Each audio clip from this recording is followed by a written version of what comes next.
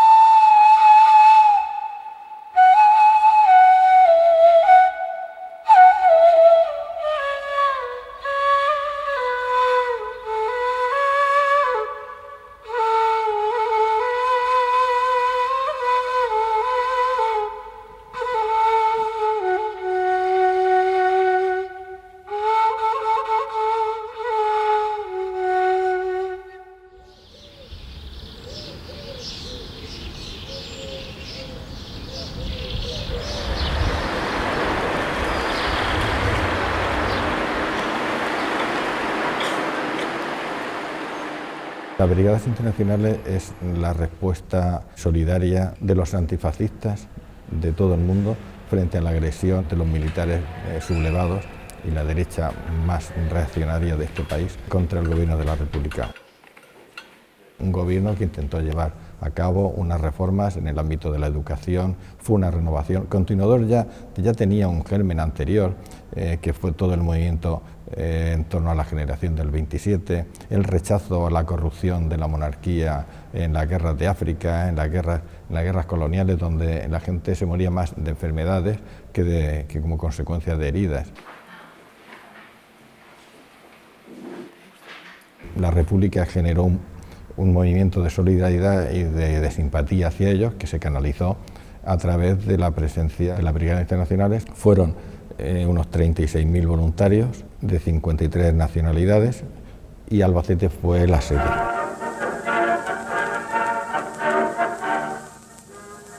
Con motivo de celebrarse en Albacete la conmemoración del primer aniversario de las Brigadas Internacionales, hubo un acto emocionante al que no faltaron los diputados yanquis.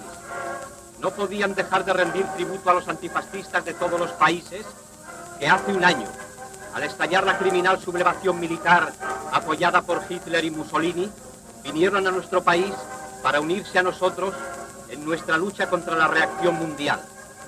Albacete deja de ser ese pueblo manchego, aburrido, etcétera, para convertirse literalmente en la Babel de la Mancha. Es una cosa extraordinaria. Yo me acuerdo que me contaba un abuelo que fue alumno mío en la Universidad de la Experiencia, que él se acordaba, ya murió el hombre, Luis Duque, se acordaba de ir al Altozano y ver allí a chicos negros de la Brigada Lincoln tocando la armónica, cantando blues, pero si eso no se ha visto nunca después, o sea, ni ahora siquiera. Entonces que Albacete fuese el lugar donde acuden las brigadas, entre las que hubo de gente de todas clases, hubo trabajadores, campesinos, no sé qué, pero además hubo muchos poetas, hubo intelectuales, aquí estuvo Errol Flynn, no sé, aquí hubo gente de primer orden, ¿no? Desde el punto de vista intelectual también, y escritores, y etcétera. Pues eso yo creo que es la gran singularidad de la historia de Albacete. En este acto, el pueblo español mostró su profundo agradecimiento a los luchadores internacionales y su heroísmo fue ensalzado por los diversos oradores que intervinieron, entre los cuales figuraba Pasionaria. Las Brigadas Internacionales Albacete fue un revulsivo para la mujer. Significó un poco, entre comillas, la libertad, porque empezaron a ver también otro tipo de vida. Empezaban a ver enfermeras que trabajaban en el ejército. Por ejemplo, en la Brigada Lincoln había enfermeras, mujeres y negras. Que imagínate en Albacete, en el 37, una mujer enfermera negra. O sea, aquello tuvo que ser la revolución. Y yo siempre he pensado que eso debió influir muchísimo en las mujeres, digamos, normales, ¿no? En el ama de casa normal que está acostumbrada a llevar su casa, a su familia, a sus hijos, y de repente empezó a ver otras cosas, que había otra forma de vida. O no sé, o por ejemplo, hay una persona que a mí, bueno, me parece maravillosa y me da mucha rabia que no se conozca. Se llamaba Teresa Noche, fue una brigadista internacional italiana, ella estuvo aquí en Albacete, hija de obreros, empezó trabajando en una empresa de costura, una fábrica de tejidos, y acabó siendo una de las madres de la Constitución italiana. Ella para mí es el ejemplo, ¿no? Pero hubo muchas mujeres como ella.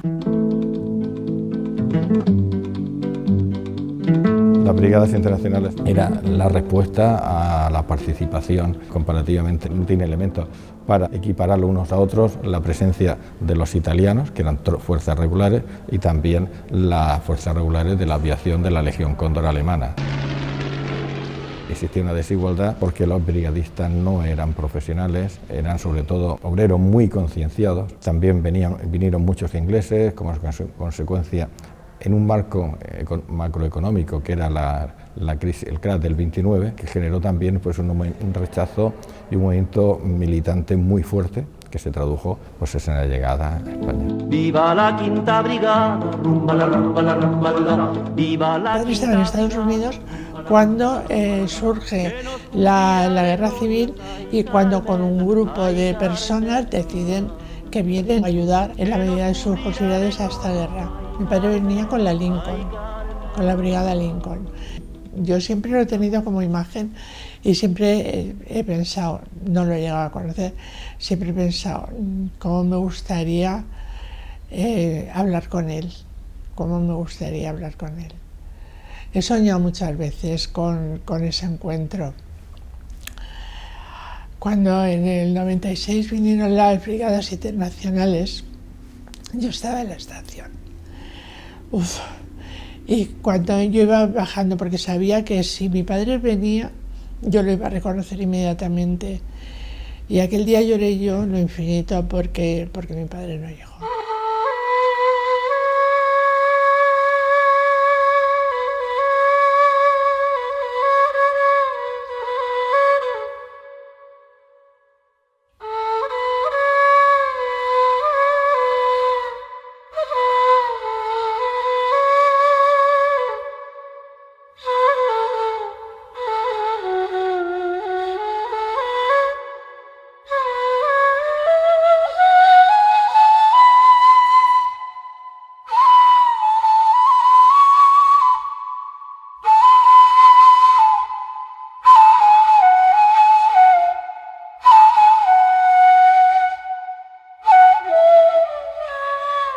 Albacete fue bombardeado en diversos momentos. El momento más conocido y más famoso fue aquel en que parece ser que había información sobre que en la estación de trenes de Albacete llegaba material eléctrico importante para las comunicaciones en la España republicana, y entonces en febrero de 1937 hubo una serie de bombardeos de la Legión Cóndor que provocaron más de 100 muertos.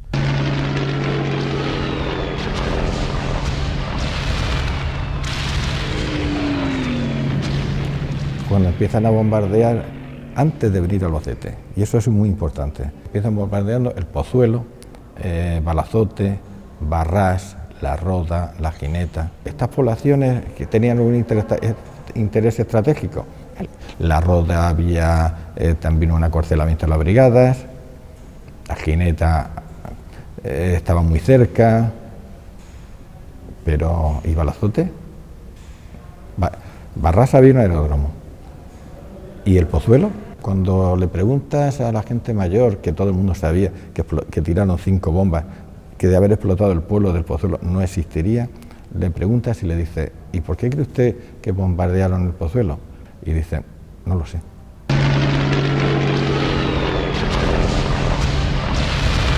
¿Por qué lo bombardean? Yo creo que la clave está en la respuesta que García Morato, un as de la aviación franquista, inmediatamente después de la caída de Barcelona, le preguntan sobre sobre los bombardeos sobre población civil, dice, pues para que cuando llegue el momento final no haya resistencia. Es la esencia del terrorismo.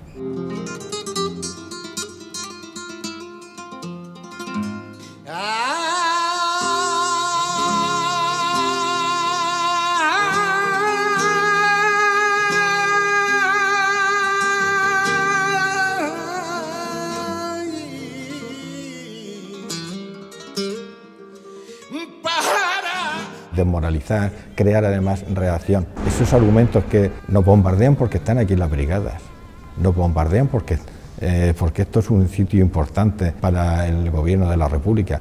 Si no estuviera hecho, seguramente no nos bombardearía. Pues esto del Pozuelo, de todos estos sitios, los desmienten. No existe más allá, es decir, la estrategia militar es sembrar el terror y acabar, minan la moral.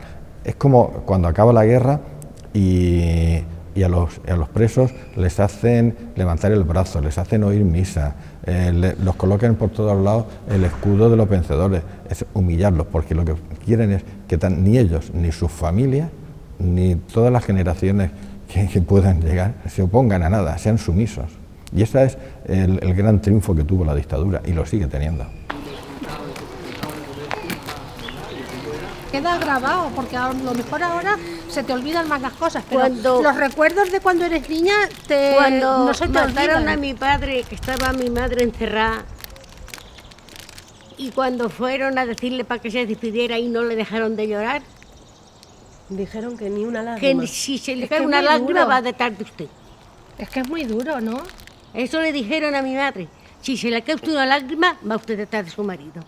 Es que... Y cuando hicieron el relevo de la otra que entraba, entonces dijo, no te preocupes, Sacramento, vente a mi habitación y allí haz lo que quieras. Y se la llevó porque yo era una gente buena. Y allí la dejó encerrada y dice, aquí haz lo que quieras, Sacramento, enfoga todo lo que puedas. Eso a mi madre. Es que es muy duro. Es que tenemos muchos recuerdos malos. Imagino que luego, cuando sucedió todo eso, en el periodo de la dictadura, no fue fácil, ¿no?, para la familia. Pues no. Pues sí, les quitaban todo lo que tenían en las casas. Mira, mi padre, les quitaban todo, no que era tenían como para era comer. alcalde, se llevaba a la mayoría a su casa para que no se los llevaran. Eso es el mal que hizo mi padre en el pueblo, llevárselo a escape a recogerlos para que no se los llevaran. Salvar vidas. Salvar Salvar vidas. vidas, y luego a él no lo salvó nadie. Y aún hay personas, el otro día estuve en un funeral y la viuda, que era ya muy mayor, como mi madre o más mayor, me coge del brazo y me dice, ay, hija mía, si no hubiese sido por tu abuelo, a mi padre lo habían matado. Porque su padre era de derechas, pero mi abuelo lo recogió y lo guardó O en sea su que casa. mi padre Como era el recogía lo alcalde, mismo, lo guardaba en su cogía casa, a unos y a porque otros. la casa del alcalde no la iban a mirar. Claro. Y luego, mira, a él no lo salvó nadie. Claro. Sí. No Y sé aún lo si- dicen, ay, qué buena persona, lo mismo contactaba, lo mismo quería a la gente de derechas como a los de izquierdas, pero a él no Pero lo a él no salvó lo nadie, salvaron. nadie. Claro. Allí hay gente que murió el 11 de noviembre de 1939. Que los mataron. Entonces hay otra serie de tumbas en el cementerio católico que están así puestas en fila. Y allí es que les dijeron que había un sacerdote que quien se confesara, pues que entonces los enterrarían en el cementerio católico. Mira, cuando yo veía aquellas tumbas, 19 años, 24 años, 34 años, a mí aquello no se me va a olvidar en la vida, porque yo decía, 11 de noviembre del 39, la gente ya ha terminado la guerra, ¿qué necesitáis de matar porque se piense de forma diferente? Para mí eso ha sido lo peor de la dictadura, esa tan sanguinario este hombre, tan sanguinario, o sea, un hombre que decía que era tan católico que comulgaba y después de comulgar firmaba sentencias de muerte. Yo pensaba en aquellas familias que les mataron a los hijos, un hombre de 32 años que tu mujer, tu esposa y tu hijo no te olvidan. Eso es muy fuerte. Por eso te quiero decir que yo no puedo entender jamás. La dictadura fue muy, muy, muy cruel, muy cruel. Somos el segundo país después de Camboya, que mataron gente. Tenemos 114.226 víctimas. No. Yo, eso, mira, a mí es que no lo puedo evitar. Se me hace un nudo en la garganta todavía pensarlo. A mí me quitaron la posibilidad de tener una familia, que la he tenido, pero no eran mis padres. A mí no me mataron ningún familiar, pero a mí me mataron de alguna manera. Eso es fuerte, eso es muy duro. Y pasan los años y lo llevas dentro de ti. No lo puedes olvidar. No lo puedes olvidar. Nunca.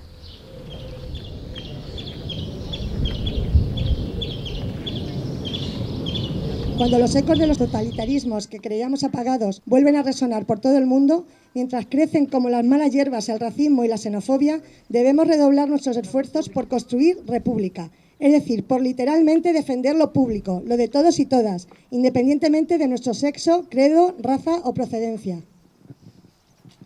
Se construye república día a día defendiendo la educación pública, la sanidad pública, los servicios y las pensiones públicas. Se construye república avanzando en el laicismo, porque el Estado laico es el único que garantiza la igualdad de creyentes y no creyentes. Albacete fue republicana hasta 2 o 3 días antes de que Franco emitiese el último parte de guerra, el 1 de abril, y que entonces aquí luego la represión fue muy dura. Entre 1939 y 1948, si no recuerdo mal, fueron fusiladas 750 personas, hombres y mujeres. Fueron fusiladas, depositadas en fosas comunes, en 3 fosas comunes del cementerio. A partir de 1945, Franco y su régimen piensan que los aliados van a entrar por los Pirineos y van a acabar con su régimen, como han acabado con los nazis y con los fascistas. Empiezan a sacar gente de las fosas, pensando en eliminar pruebas y a distribuirlos por otras partes. Muchas de esas personas fusiladas acabaron en el osario, ¿no? Y allí siguen. Pues es una cosa que casi nadie sabe. A los cientos de miles de exiliados y a las 114.000 personas que permanecen enterradas en fosas y cunetas a lo largo de todo el territorio nacional, en unas condiciones que hacen de nuestro país un auténtico sumidero en cuanto a derechos humanos se refiere. Y cómo no, maldecimos las políticas que a día de hoy están convirtiendo mares y fronteras en inmensos cementerios anónimos. Las mujeres y los hombres que aquí yacen son como nuestras raíces, pero nosotros y nosotras vivimos en la superficie. Este acto no puede circunscribirse a una celebración nostálgica. La nostalgia nos ancla al pasado y nos impide avanzar hacia el futuro. No han pasado tantos años y queda mucha gente que no solo recuerda el muro, queda mucha gente que recuerda a las víctimas de este muro. Queda gente, bueno, aquí tenemos a 2 señoras que han venido porque no suelen venir a este acto, se han enterado que se hacía y querían acudir porque son familiares de personas que fueron fusiladas aquí. Tenía yo 2 años. 2 años tenía yo.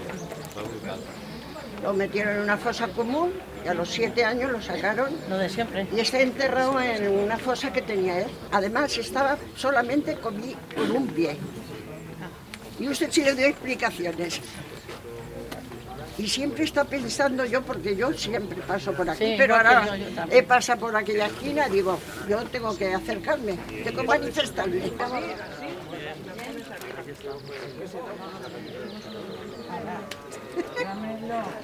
Yo nací en el 76, podemos decir ya en democracia. En mi familia estos temas no se han hablado nunca. Entonces he tenido que ser adulta y llegar a esta edad casi prácticamente para saber y conocer cualquier cosa que tenga que ver con nuestro pasado. Si le preguntáis a cualquier persona de los que están caminando por aquí, por la Pulgosa, acerca de aquellos acontecimientos, os van a decir que no. Entonces, igual que el conocimiento es el principio de la libertad, la ignorancia es el principio de la sumisión. Entonces nos han querido sumisos y por eso yo creo que tenemos que reivindicar la memoria, porque la memoria es el conocimiento del pasado y por lo tanto es el camino hacia la libertad. Rompe ya con tu silencio. La memoria es mantener viva a esas personas que cayeron aquí de forma injusta, brutal, simplemente por ser demócratas, por ser de izquierdas o por nada, por ser sospechosas, porque alguien se las quería quitar de encima y venía bien denunciarlas. La memoria para mí es mantener la vida. Hace 80 años que lo mataron. Los que fusilaron aquí en esta pared. En esta tapia. Sí. Esta tapia. Bueno, pues vamos a colocar una placa, a ver si la próxima vez que usted venga al cementerio va a ver ahí colocada una placa en homenaje a todas estas personas. Si no la quitan, pues la volveremos a poner. Con el mismo énfasis se coloca otra vez. No deben de quitarla. Según quien mande. Según quien mande, porque mande quien quiera, pero que no deben de quitarla. Allá para el 2008 o 2009, el ayuntamiento correspondiente parece que quiso recuperar la memoria de aquellos acontecimientos, pero ¿cómo lo hizo? Construyendo en la tapia del cementerio un monumento con unos pajaritos que alzan el vuelo, que se titula El Monumento a los que amaron la paz. Yo no dudo del buen propósito de ese monumento y de que es un monumento que parte de un buen sentimiento, pero eso no es un monumento de memoria histórica, eso no recupera la memoria de nada. Eso no informa de nada, eso no hace justicia a nadie. Eso ahora el grupo de amigos y amigas de Antonio Machado ha instalado allí una placa donde informa que en esa tapia fueron fusilados 750 mujeres y hombres entre esos años, y entonces ha introducido el factor del homenaje a aquellas personas en aquel lugar. En el osario de este cementerio está la mayor parte de los restos de las 750 personas que fueron asesinadas, injustamente fusiladas en esta tapia. Que hoy en día todavía tenemos los restos de las balas y que hoy simbólicamente los hemos tapado con claveles. Es verdad que hay que sacarlos de las cunetas, pero eso no es darles dignidad. Dignidad es otra cosa. Dignidad es reconocer que, por ejemplo, esa gente no era culpable de ningún delito, porque están culpados de delitos que no lo son en un sistema democrático. Entonces, reconocer, por ejemplo, esa memoria, para mí es dignidad. Hay muchos brigadistas enterrados en los campos de España y yo creo que no se les ha reconocido tanto como se les debería haber reconocido, que hay una deuda pendiente. No sé si hay muchísimos más descendientes, yo supongo que sí. Falta un poco ese reconocimiento.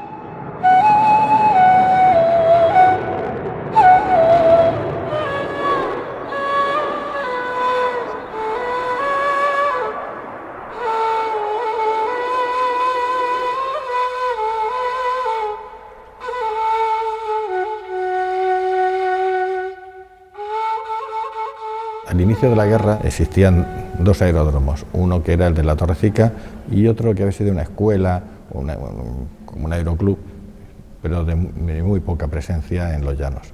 Sin embargo, es que la finca de los Llanos, que siempre ha sido una finca, está relacionada con la desamortización, y en ese momento, cuando la guerra civil, con el Marqués de Larios, era una gran finca, y ahí se instala la base del mando aéreo. Sin embargo, al acabar la guerra, esa finca es adquirida.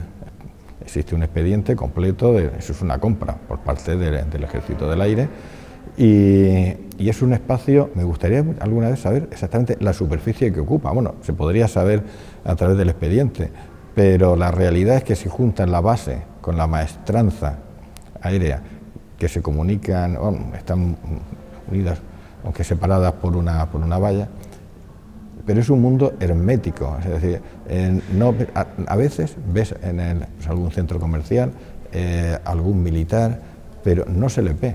En algún hotel, en algún momento ves algún mando con banderas distintivos de su país de procedencia, pero la población es totalmente ajena. Lo único que sí oyes el ruido permanente, nadie sabe qué aviones despegan, qué misiones cumplen desde aquí. El hermetismo en este sentido es total. Y la población lo ve como algo que está ahí, pero que no...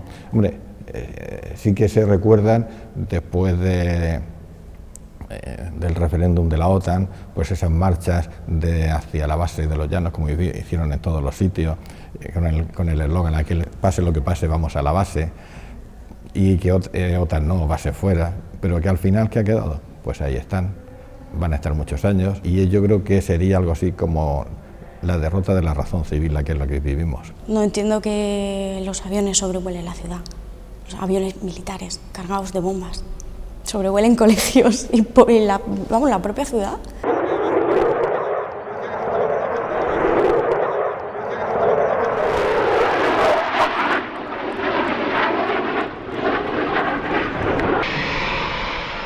No somos conscientes del peligro que eso trae a la ciudad. Tanto el hecho de que esté tan cerca, porque si en algún momento a alguien se le ocurre bombardear la base, salimos volando, literalmente. Y tampoco somos conscientes de lo que te decía, de que nos sobrevuelan los aviones militares. Bueno, de hecho, creo que fue hace 2 años, hubo un accidente que no fue un desastre monumental de milagro. Porque si llega a caer el avión medio kilómetro más hacia Albacete, había caído encima de la Pulgosa, un día de fiesta con la Pulgosa llena de familias. Y nadie le da importancia en realidad, porque si le diésemos importancia, estaríamos protestando y estaríamos diciendo, oye, hacer el favor, alejarla más o llevarnosla a otro sitio, porque evidentemente es un peligro. Albacete es una ciudad muy militarizada, no solamente por la base, sino porque tenemos aquí a 13-14 kilómetros el polígono de tiro de Chinchilla, que está en la sierra procomunal de Chinchilla-Albacete. Entonces es una ciudad posiblemente la más militarizada de toda España. Pero por otro lado también es verdad que hay una resistencia a esa militarización, que es muy antigua. O sea, que por ejemplo empieza cuando en los años 70 y pico, por ahí, ya se funda el movimiento de objetores de conciencia. El papel del movimiento de objetores de conciencia aquí en Albacete fue esencial. Y fue un movimiento muy potente y que además explica que, por ejemplo, las primeras sentencias contra insumisos al servicio militar y al servicio social fue aquí en Albacete. Entonces, quiere decir que hay una tradición de antimilitarismo muy fuerte también, que se expresó, por ejemplo, también cuando, creo que fue en el año 2006, el equipo municipal de por aquel entonces acepta porque a fin de cuentas eran del mismo partido y tal, una decisión del Consejo de Ministros de instalar aquí la Escuela de Pilotos de la OTAN. Un centro de entrenamiento de pilotos de la OTAN donde se hacen vuelos que provocan molestias, que provocan ruidos, que provocan peligro. En este mismo sitio donde estamos, en el año 2017 cayó un avión, aquí donde estamos. En el año 2015 hubo un accidente aéreo aquí atrás, donde lo que estamos viendo aquí en nuestro fondo, donde murieron 10 personas. Quiere decir que provoca unos riesgos tremendos. Y sobre todo, ¿qué es lo que provoca? Lo que provoca es que una parte de los ingresos económicos que recibe Albacete por la presencia de estos militares y de los vuelos, etcétera, se basa en el sufrimiento de otras gentes, ¿no? Porque luego todo el mundo sabemos lo que es la OTAN, y entonces la OTAN ha intervenido en Irak, ha intervenido en Libia, ha bombardeado Serbia, Belgrado, etcétera. Entonces a mucha gente de aquí de Albacete nos entristece mucho que pensemos que nuestro futuro se puede cimentar en el sufrimiento, en la angustia y en la destrucción de otros territorios.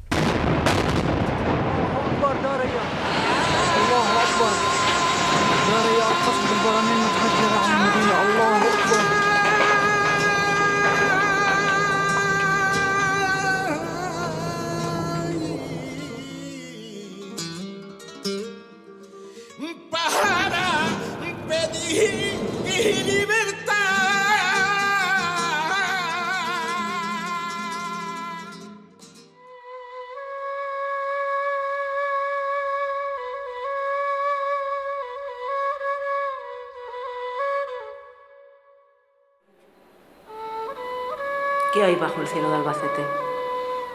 Pues mucha memoria, mucha. Ahora mismo estamos encima de un búnker de la Guerra Civil. sea, aquí debajo hay un refugio antiaéreo que no se puede entrar, pero existe. De hecho, la puerta está ahí detrás. Estos cielos fueron también cielos de justicia, cielos de libertad, cielos de igualdad, cielos de democracia. Esta base fue utilizada por las brigadas internacionales, ¿no? Entonces, por el mismo motivo, es un capítulo de que nos sentimos orgullosos. Por desgracia, luego la base ha sido utilizada para otras cosas, ¿no? Durante la guerra de Irak, George Bush no se conforma con utilizar las bases conjuntas de Morón, Torrejón, Rota, etcétera, sino que demanda la utilización de otras bases también. Entonces, desde la base de Albacete salieron aviones para bombardear Irak.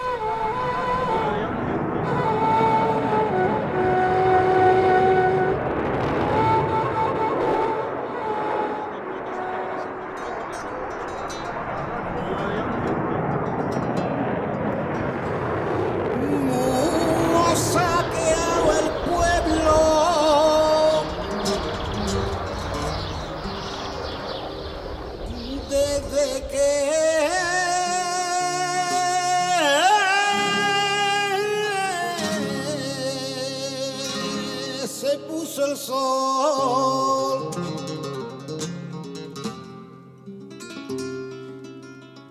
y la luz que lo alumbraba y la luz que lo alumbraba poco a poco se apagó.